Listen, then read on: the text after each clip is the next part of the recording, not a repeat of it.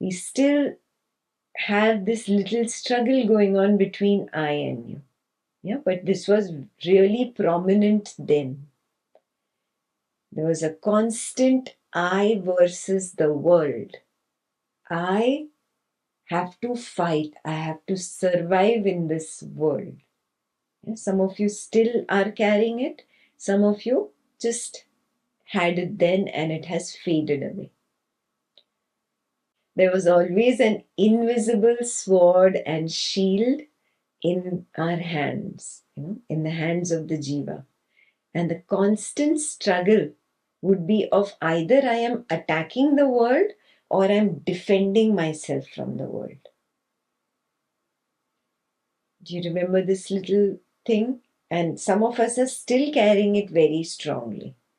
Yeah, but all this is a part of the first verse. It is still a part of ignorance. Recognize this. Yeah. What was your motto then? Survival of the fittest is the motto of this waking world. If I do not survive, then it is the end of me, the jiva. Yeah. Why? Because I considered myself as this jiva, no?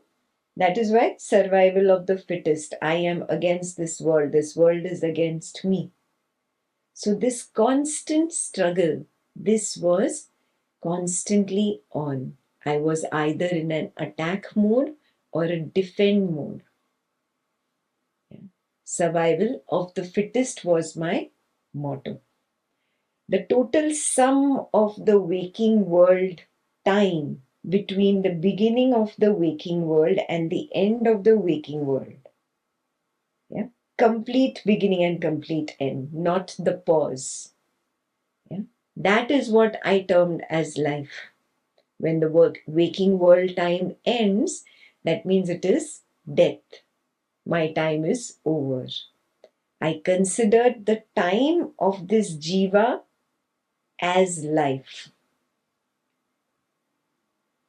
This is the meaning, this is the deeper meaning of the first verse.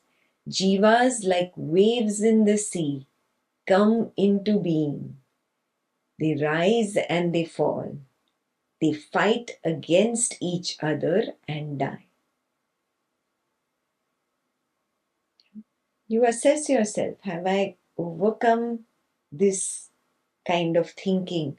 Or I still have that invisible sword and shield in my hand and I'm still fighting with the world, either in an attack mode or a defend mode? Do I still think that this world is permanent? Do I still think that this world is pre existing? Do I still have the same motto, survival of the fittest? Do I still consider the end time of this jiva as death for me?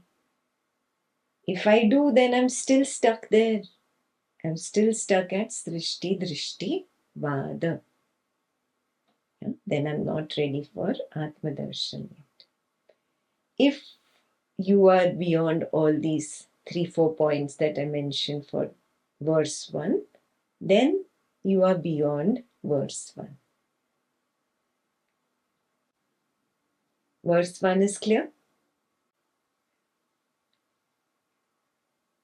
Verse 2.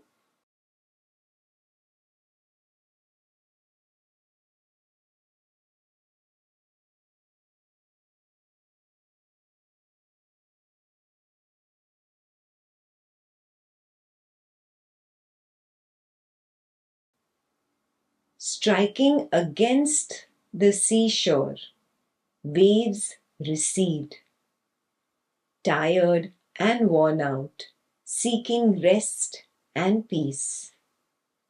Likewise, jivas seek the Supreme in various ways. Again, go back to your journey when you were either in an attack mode, defend mode, that constant struggle with the waking world. Yeah? That tired you out. It totally wears you out. And then you start seeking for peace, for rest. You looked for peace and rest in Relationships, you ran behind relationships, you ran behind name, behind fame, behind riches, money, behind status, behind power, politics, a position in society, a position at work. Something you thought that this will fill up that gap, that sense of lack. This will bring rest to me. This will bring peace.